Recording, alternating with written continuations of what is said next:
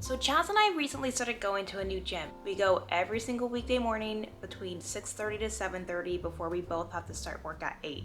And everything was going fine and dandy until one Wednesday morning when I decided I wanted to press my little chicken legs on the leg press until I shit myself. I didn't shit myself, something worse happened. A 60-year-old-ish man approached me and said, "Are you sure you can move all that weight, sweetheart?" To which I replied, if I couldn't move it, it wouldn't be moving. Are you okay?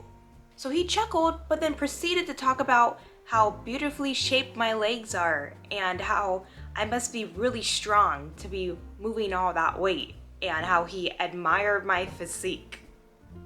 I figured, okay, whatever, the vibe was weird, I just let it go because creepy old dudes hit on literally anyone and everyone at the gym all the time.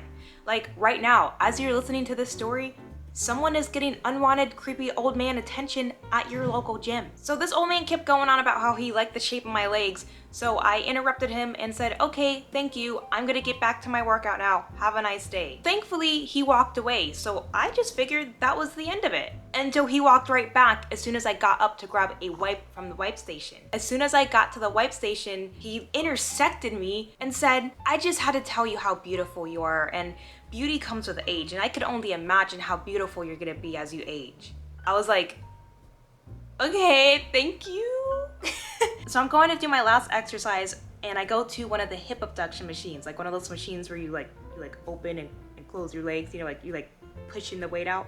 So I go and do that, and here comes the old man. He plops down on an empty machine right next to me. And from now on, let's just refer to him as Jeff. Okay, that's like a basic name, so we'll just call him Jeff for now on. Jeff comes and sits down at an empty hip abduction machine right next to me, but he's not even working out. Like, he sits down on it and he turns his torso to face me, because I'm on his left. So he turns his torso just to face me and he just starts talking.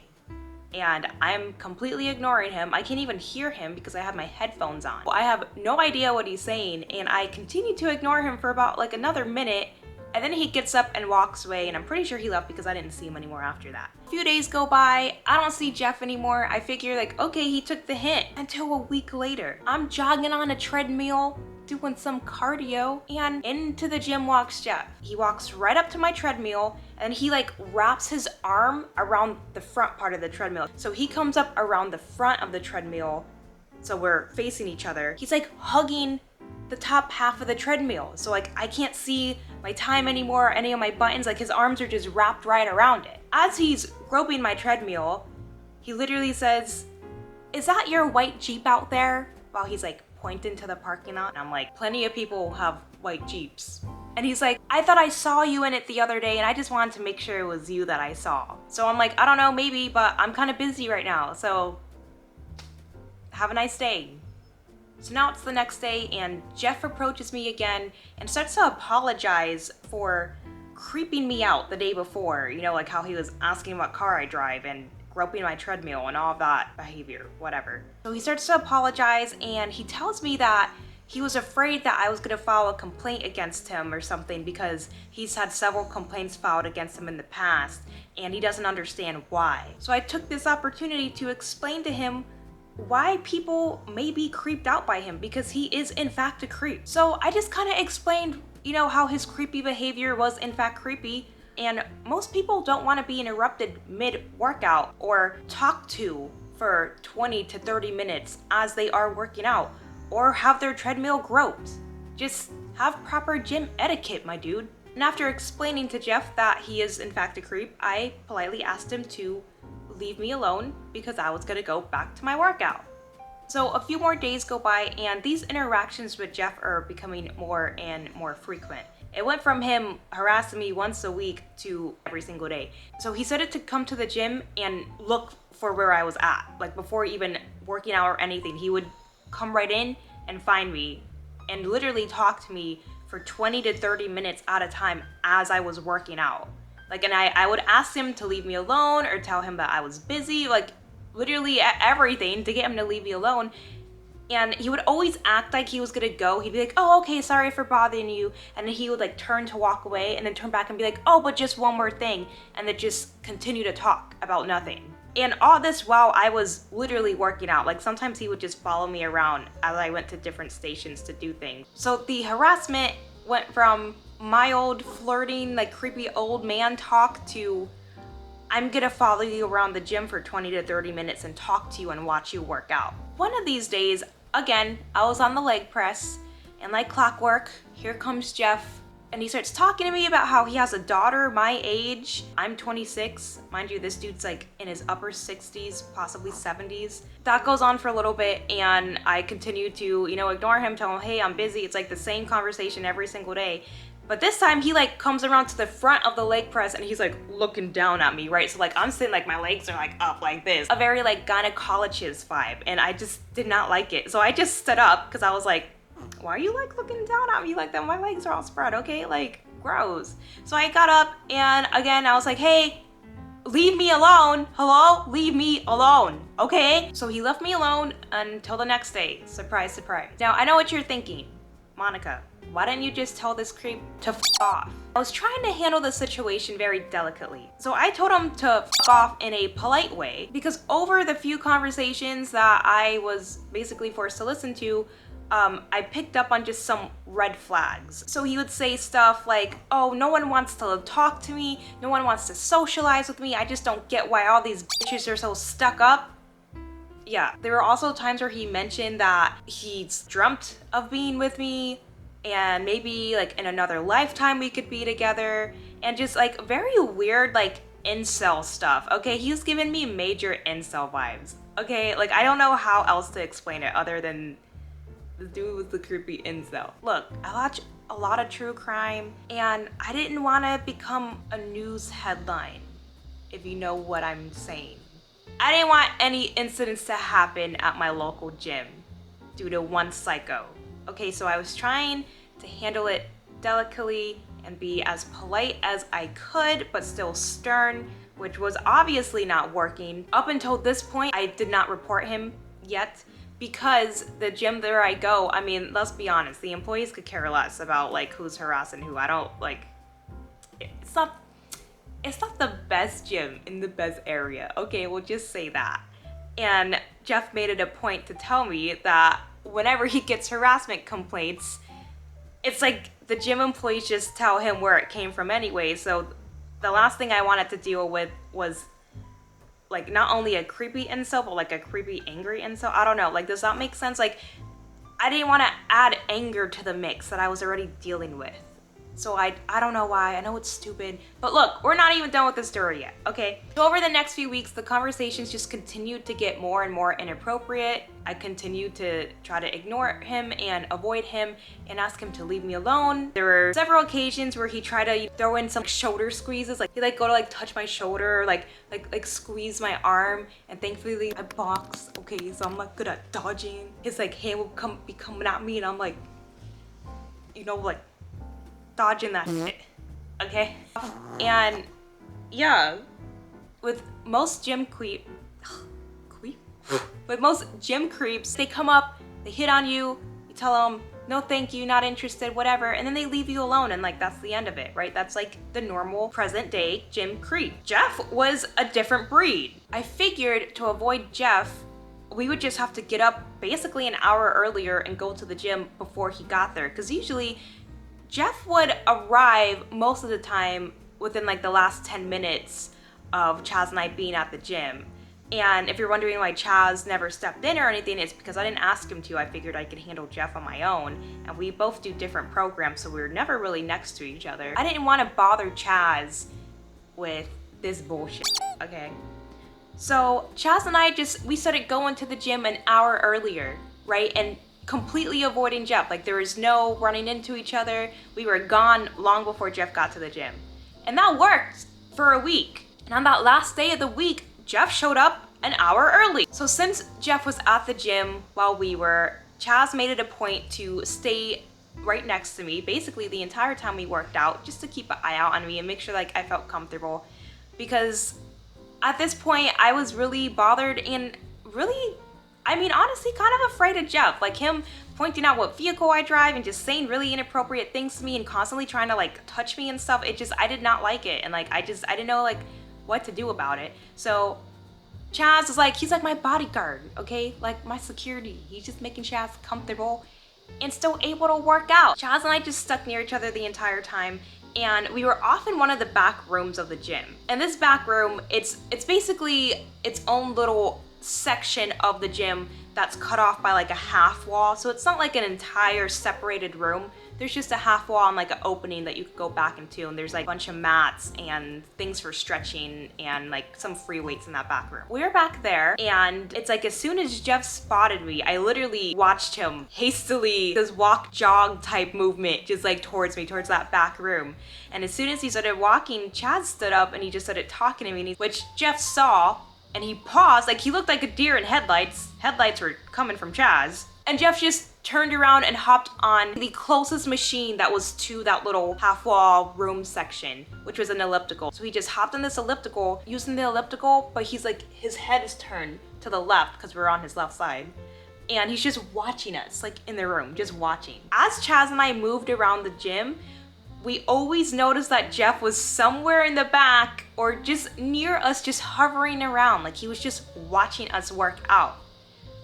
But I figured, you know what, I'll take it. If this dude just wants to watch from a distance and leave me alone, fine. At least he's not coming up to me, he's not trying to touch me, he's not like saying nasty things to me. That happened on a Friday. Chaz and I don't go to the gym on the weekends. And now this past Monday, as of like this week, the week that I am recording this, a few days ago, on this past Monday, is when everything just exploded. It got so much more worse than I thought it could ever get. So now it's Monday, and Chaz and I are going back to the gym, but this time we took a friend with us so we could all work out together. We just thought it'd be fun. And of course, surprise, surprise, Jeff is already at the gym. Our friend knows about Jeff. We let him know what's going on. Just like that past Friday, Jeff just kind of hovered around us as we worked out. We made sure to like kind of stick together at first, and Jeff didn't come up to us. He just kind of hovered around. He watched us from a distance, and then he kind of just disappeared. So I figured, okay, like he's done. Like he's gonna leave me alone. He sees that. I brought back up. It's like I jinxed myself. I was literally like, oh cool, I think he took the hint. I'm gonna go grab a kettlebell from one of the back rooms. There are two sectioned rooms that are basically divided by little half walls. So like they're not full rooms with doors or anything, they're just sectioned off by these half walls, and they have different equipment in there and all of that. I had to go to one of the rooms. Excuse me. We're both burping. So I had to go to one of the back rooms to get a kettlebell, to do some little kettlebell swings. Not even like 3 swings in, here comes Jeff, and he's just working out on equipment next to me. Like he's like doing everything he can to be like in my face about it. As soon as he comes into the room and hops on something or grabs equipment, whatever he's doing, I literally move across to the opposite side of the room to like another empty corner. I gravitate towards empty corners because I like to, you know, be by myself when I'm doing things and not be disrupted. So I just moved to another empty corner, and then it's like a lost puppy. Jeff is right behind me, like constantly doing things, but he's not approaching me. And it's like he's talking loud on his phone and like just being obnoxious, you know what I mean? Like it's like when you're trying to get someone to notice you, like just that type of behavior. I'm done with the kettlebell at this point. I ignore Jeff the entire time. I'm just like, I'm just so over it. I just completely ignore him. Like this dude does not even exist to me. So I'm done with the kettlebell, I put it back, I clean it off, whatever, and I go into the other half wall room that has the yoga mats and yoga balls and all this stuff, because now I'm gonna do some hamstring curls with like a little yoga ball, right? Like on the mat. So I go into this other room, and our friend at the time happened to be on a machine that faced both of those back rooms, so he can see everything that's going on. Like he could see all the people going in and out of either room. So he said as soon as I went into that other back room, he literally watched Jeff gather all of his things and rush into the room that I went into. Now, when I went into that room, no one else was in there. Well, until Jeff went in there. I had my headphones in, had my music blasting, and I was just trying to get through this workout, right? So I wasn't really paying attention to my surroundings like I should have been. Jeff was in there basically fiddling around with some equipment, not really doing much of anything like usual, and just watching me again. I ignore Jeff again, like normal. It's like a routine now. He follows me, I ignore him. And after like a minute or two of that, it's like he got fed up and he just left the room. So I was like, okay, neat, dude. He's out of here. He leaves the room and goes right around the little half wall to a assisted pull-up machine. It was right, like basically like right up against this half wall, right? And on the other side of that half wall was me with my yoga ball and yoga mat, because like I said, I like corners, so I went directly to like this open free space corner and set myself up there.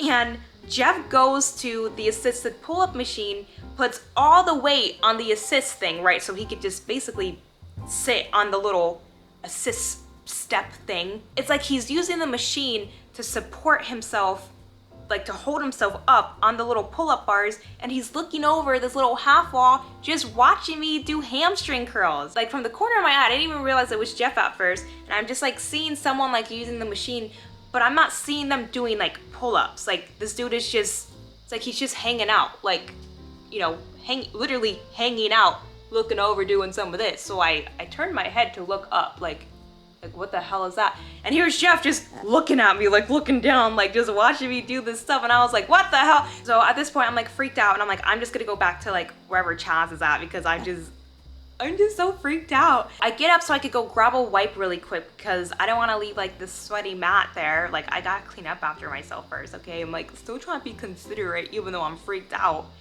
And I walk out of this little half room just a few steps to one of the wipe stations, because there was no wipe station inside of like the little section area. You had to like walk out first and go to the wipe station.